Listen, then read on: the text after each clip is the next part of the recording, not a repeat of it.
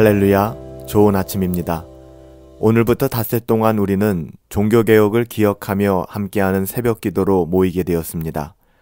특별히 503년 전 1517년 10월 31일 마르틴 루터로부터 시작된 복음의 가치, 오래된 그 복음을 다시 한번 우리 마음속에 되새기며 구원의 놀라움과 하나님의 은혜와 사랑 가운데 깊이 들어갈 수 있는 한 주간이 될 수 있기를 예수님의 이름으로 축복합니다. 먼저 하나님을 찬양하며 나아가십시다. 귀하신 주님, 날 붙들어 주시옵소서. 함께 찬양합니다. 귀하신 주여, 날 붙드사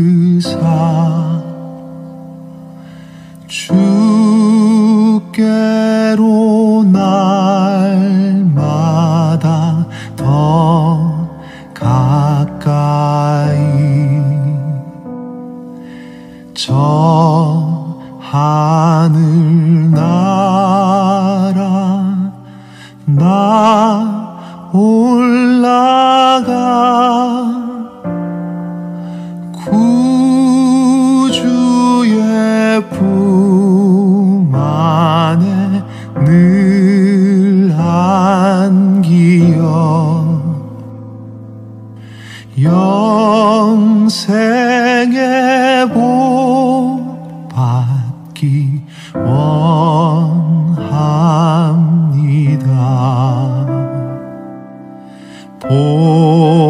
봉헌할 물건 나 없어도 날마다 주께로 더 가까이 내 죄를 주께 다 고하니 주님의 보혈로 날 씻으사 눈보다 더 희게 하옵소서. 이 세상 내가 살 동안에 주께로 날마다 더 가까이 저 배는 천국 나 들어가 한없는 복락을 다 얻도록 풍성한 은혜를 주옵소서.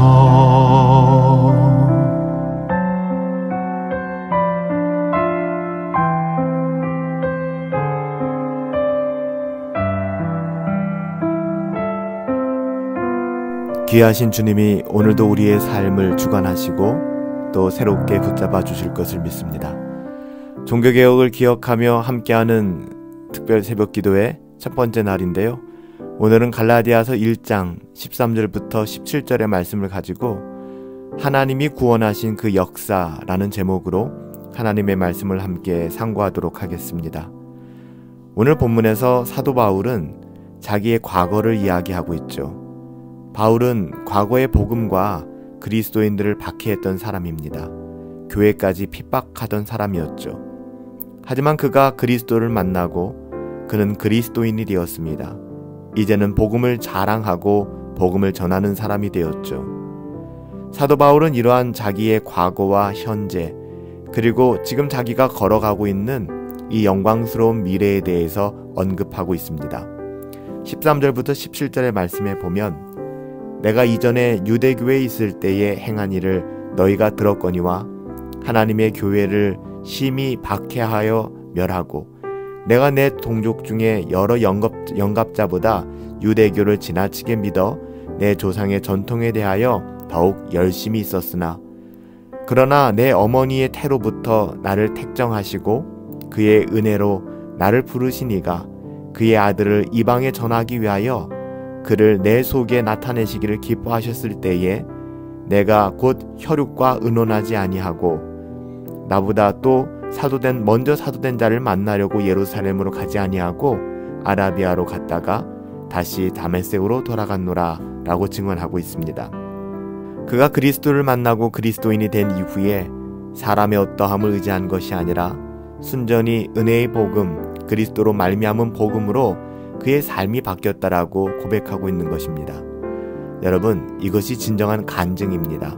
간증의 포인트는 내가 그리스도를 만나기 전에 나는 이런 사람이었는데 내가 그리스도 은혜의 복음을 만나고 나서 그리스도께서 내 삶 속에 들어와 내가 어떻게 변화되었는가를 이야기하는 것이 간증입니다. 자기 간증을 부끄러워하면 그리스도인이 아니죠. 간증의 초점은 오직 그리스도께 있는 것입니다. 만약에 간증을 부끄러워한다면 그는 그리스도인이 될 수 없는 것이죠. 바울은 여기서 자신의 간증을 이야기하고 있습니다. 내가 이전에 유대교회에 있을 때에는 내가 그 어떤 악을 행했는지 너희들이 잘 알고 있지 않은가? 나는 하나님의 주의 몸된 교회를 핍박하여 잔해하였고 내 동족 중에 여러 영겁자들보다 더 유대교를 지나치게 믿어 내 조상의 유전에 대하여 더욱 열심히 있었노라 라고 증언하는 것이죠. 하나님께 충성하기 위하여 교회를 핍박하고 전통에 대해서 다른 이들보다 더 열심히 있었다라고 바울은 증언하고 있습니다. 그러나 그리스도를 모르는 전통은요, 우리 가운데 그 어떤 선함이 있다 할지라도 그것이 그리스도와 상관이 없는 것이라면, 그리스도를 알지 못하는 것이라면 그것은 이 세상에 그렇게 중요한 것이 되지 못할 것입니다. 중요한 가치라고 볼 수 없을 것입니다. 여러분, 중요한 것은 그리스도 예수, 은혜의 복음이지 전통과 우리가 해왔던 여러 가지 경험이 아닙니다. 하나님께서는 마침내 바울을 구원하셨죠. 하나님이 구원하신 그 역사가 어떻게 시작되었는지를 15절에서 이렇게 증언합니다. 그러나 내 어머니의 태로부터 나를 택정하시고 은혜로 나를 부르시니가. 구원의 계획은 어머니의 태, 아니 더 나아가서 이 세상이 창조되기 전부터 시작되었다는 것을 알 수가 있습니다. 여러분, 그렇지 않아요? 건물을 하나 짓는데도 설계도가 필요한데 천하보다 더 귀한 생명을 내보내시면서 하나님이 어찌 계획이 없으시겠습니까? 바울을 향한 하나님의 구원의 영광스러운 계획은 바울이 스스로 이성적인 생각과 논리적 사고를 하기 이전부터 이미 세워졌다는 사실을 성경은 우리에게 가르쳐주고 있습니다. 그래서 바울이 이렇게 고백하는 것이죠. 내 어머니의 태로부터 나를 택정하시고. 여러분, 우리의 구원도 우리의 부르심도 마찬가지입니다. 우리의 경험과 우리의 논리와 우리의 지식보다 선행하는 것이 하나님의 부르심이요 하나님의 택하심인 것이죠. 그런데 어떤 사람은 하나님이 나를 택하셨다는 그 사실만 강조합니다. 그러나 하나님이 나를 택하셨다는 그 사실이 참으로 사실이라면 그 다음에 따라오는 일이 있어야 돼요. 그것은 은혜로 나를 부르셨다는 사실입니다. 나의 어떠함과 나의 공로가 아니라 은혜로 나를 부르셨다는 것. 나를 구원하신다는 놀라운 계획을 세우셨기에 어느 날 하나님께서 은혜로 나를, 저와 여러분들을 그리스도를 믿는 자리로 부르셨다는 것이죠. 이렇게 사도 바울을 구원하신 데에는 하나님의 분명한 목적이 있었습니다. 16절 말씀에 보면 그 아들 예수 그리스도를 이방에 전하기 위하여 라고 기록되어져 있습니다. 예수 그리스도를 온 세상에 전하기 위하여 사도 바울 속에 나타내셨다는 것은 이 사도 바울의 간증이에요. 그렇게 복음을 주셨다는 것이죠. 하나님께서는 우리를 택하셨습니다. 구원이라는 것은 우리의 어떠함에서 시작되는 것이 아닙니다. 우리가 하나님의 구원의 그 역사를 기억할 때에 하나님이 우리를 택하셨다는 사실, 이것이 우리의 출발점이 되는 것입니다. 이 말은 곧 구원이 나에게로부터 시작된 것이 아니라 오직 하나님께로부터 시작되었다. 하나님의 은혜로부터 시작되었다는 것을 잘 보여주는 말씀입니다. 구원은 하나님께로부터 시작된 것입니다. 여러분, 구약에 보면 요나가 물고기 뱃속에서 이렇게 고백한 적이 있죠. 요나서 2장 9절에 가보면 구원은 여호와께로 말미암았나이다. 우리가 하나님을 알지 못하고 생각하지도 않았을 때에 하나님은 우리를 생각하시고 우리를 구원하시길 원하셨습니다. 여기서부터 구원이 출발되는 것입니다. 여기에 택정, 곧 선택의 의미가 있고 힘이 있는 것입니다. 우리는 구원받을 자격이 없죠. 구원받을 만한 일을 한 적도 없고 구원의 공로도 없는 사람들입니다. 그러나 하나님은 우리를 구원하시기를 기뻐하셨습니다. 여러분, 이것이 뭐예요? 이것이 바로 은혜입니다. 은혜. 이것이 구원의 대가입니다. 값없이 은혜로 우리가 구원을 받았다는 것입니다. 에베소서 2장 8절부터 9절에 가보면 너희가 그 은혜로 인하여 믿음으로 말미암아 구원을 얻었나니 이것은 너희에게서 난 것이 아니요 하나님의 선물이라. 행위에서 난 것이 아니니 누구든지 자랑하지 못하게 함이라 라고 명시하고 있습니다. 하나님의 구원은 값없이 주어지는 거예요. 그러나 이 값없는 구원을 주시기 위하여 하나님께서는 대단히 값비싼 대가를 지불하셨다는 사실을 우리는 잊지 말아야 할 것입니다. 독생자 예수 그리스도를 십자가에 내어주시기까지 그 거룩한 피를 흘리셨다는 사실을 우리는 한시도 잊어서는 안 될 것입니다. 그분이 대가를 다 지불하시고 우리를 은혜로 값없이 구원하시길 원하셨던 것이죠. 그래서 어느 날 하나님께서 우리를 부르신 거예요. 우연도 아닙니다. 우리의 어떠함도 아닙니다. 하나님이 구원하신 그 역사를 우리는 이 종교개혁 기간을 살아가면서 이 구원의 기쁨과 감격 또한 잊지 말아야 될 것입니다. 말씀하시기를 수고하고 무거운 짐진 자들이 있느냐? 다 내게로 오라. 내가 너희를 쉬게 하리라 말씀하셨습니다. 어떤 사람은 성경을 읽을 때에 주님의 부르시는 음성을 듣죠. 어떤 사람은 설교를 들으면서 주님이 나를 부르시는 음성을 듣습니다. 또한 어떤 사람은 고요히 혼자서 하나님의 말씀을 묵상하다가 주님이 나를 부르시는 음성을 듣기도 합니다. 어떤 사람은 돌발적인 사고를 접하고 고난의 순간에 갑자기 주님을 깨닫기도 하죠.